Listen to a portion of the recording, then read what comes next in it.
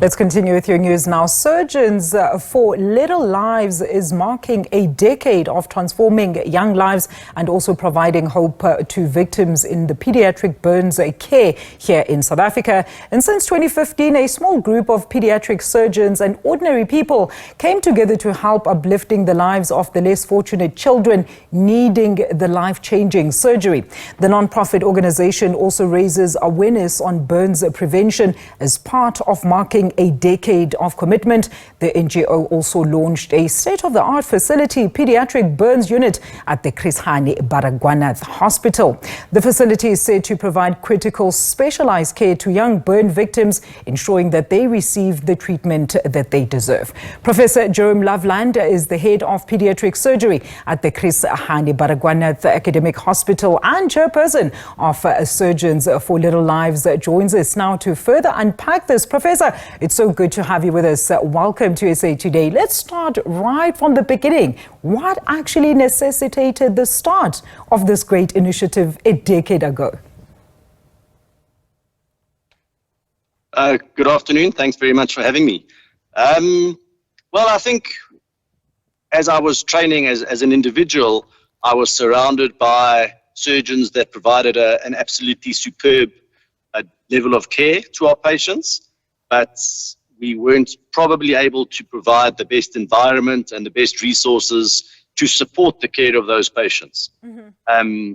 It's not a novel concept.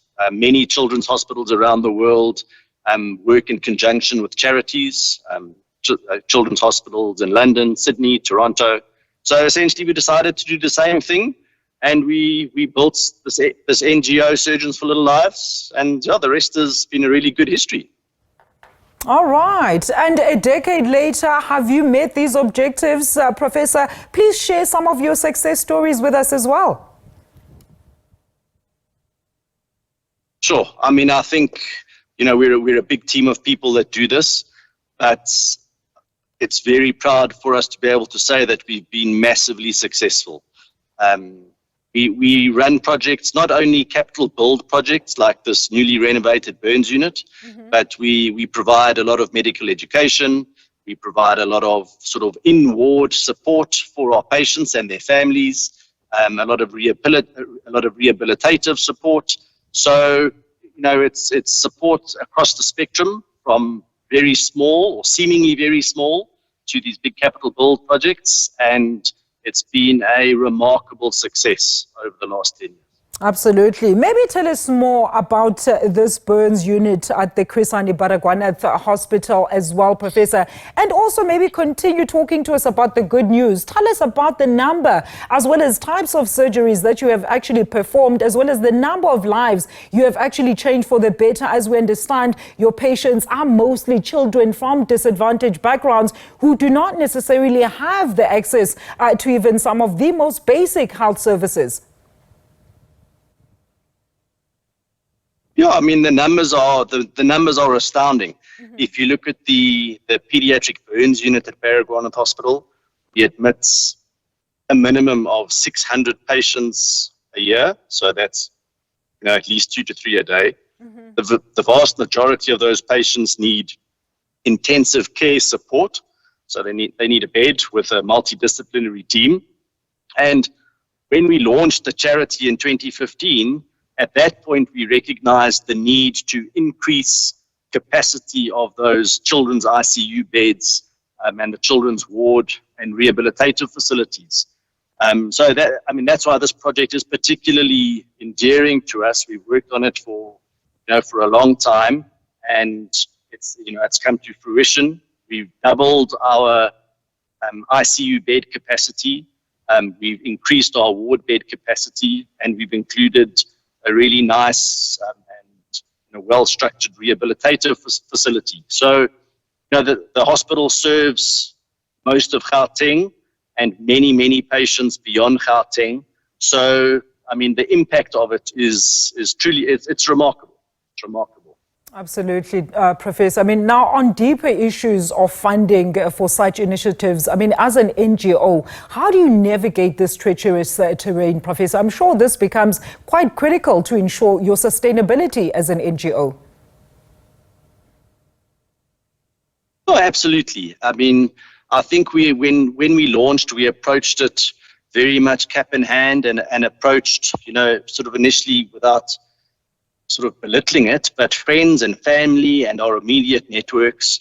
I think what Surgeons for Little Lives has done very well over the years is that we've been absolutely transparent, we've been absolutely accountable, and we've always received clean audits, and that's given a lot of confidence to donors and potential donors to invest in our patients. And then, and as we've grown and rolled out our various projects, we've been very concerned to ensure that the projects themselves are sustainable. So if you look at, for example, our outpatient department that we built in 2018 or launched in 2018, that looks as good today, 7 years later, as it did then. And so when donors see that type of impacts, it convinces them to, that we're a good charity to contribute to, and they go ahead. So it's been a long story. It requires a lot of hard work, a lot of relationship building, but to date we've had great success. Absolutely. Any plans of going nationwide, having more facilities in those needy areas, Professor? And how is your relationship with the National Health Department? How are they assisting with some of your initiatives? So we've got a very good relationship with the Gauteng Department of Health.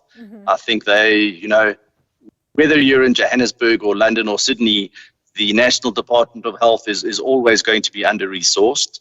So, I think they recognize what we bring to the party, and we work very well collaboratively. So I think that, we've got a really good relationship.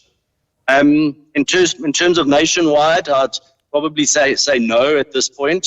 I mean, pediatric surgery is quite a niche discipline, and pediatric surgical units are at relatively few hospitals around the country. So we've made the decision, we don't just work at Baragwanath Hospital, we provide support to our patients at Charlotte Macneke Johannesburg Hospital, as well as to patients at Nelson Mandela Children's Hospital too. And our philosophy really is rather to attract the patients to those three hospitals, and also to train. We also contribute to training of pediatric surgeons, and they will then go out to sort of other centres around the nation. But for now, we'll remain focused within Gauteng. Thank you so much, Professor. We wish you another great decade of transforming and changing lives. Thank you so much for your input this afternoon. That is Professor Jerome Loveland, the Chairperson of Surgeries for Little Lives.